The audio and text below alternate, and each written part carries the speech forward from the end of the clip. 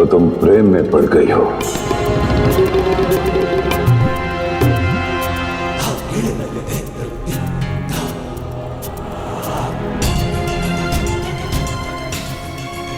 आपको क्या लगता है, क्या मैं सचमुच प्रेम में पड़ी हूँ?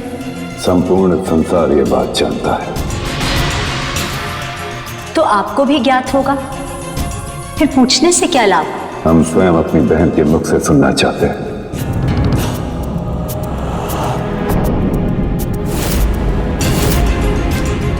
कौन है वो जिसने हमारी बहन को प्रेम के वश में कर दिया है? आपको तो ज्ञात ही होगा, फिर क्यों?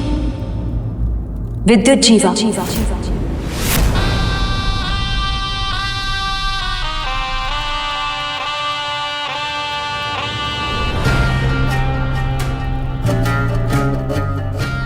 मैंने उसे अपना जीवन साथी मान लिया है। काल के है वो, हमारा परम शत्रु। ज्ञात है ना तुम्हें?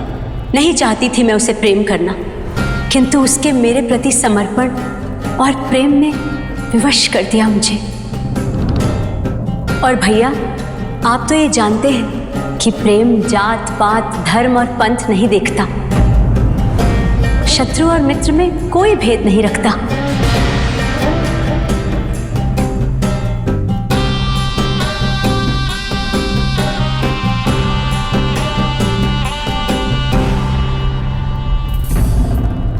आपका ध्यान खेल पर नहीं है भ्राताश्री।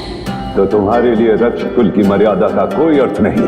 क्षमा करें भैया, रक्ष कुल में स्त्री पुरुष समान रूप से स्वतंत्र है। वो अपने अनुसार अपनी मर्यादा का निर्धारण करते हैं, इच्छा अनुसार प्रेम करते हैं, अपना जीवन साथी चुनते हैं।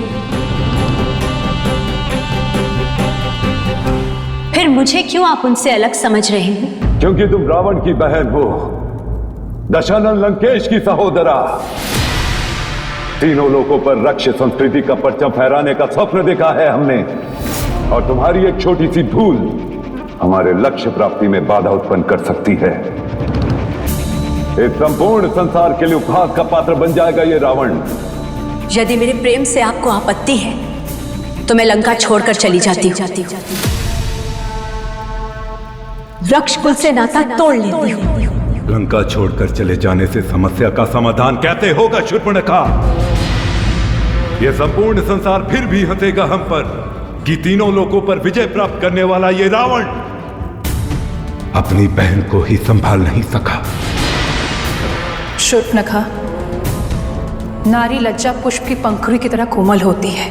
तनिक से भी विपरीत वायु पंखुड़ियों को टूटकर बिखर सकती है।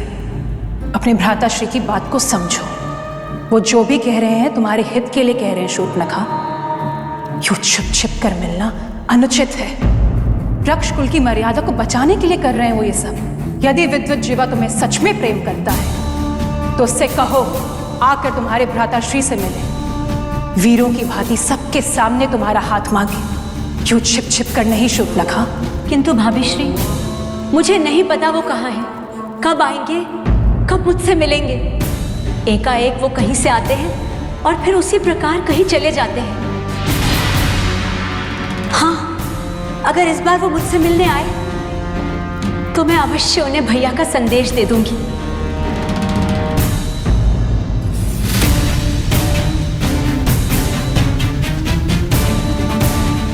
मुझे जाने की अनुमति दे भैया।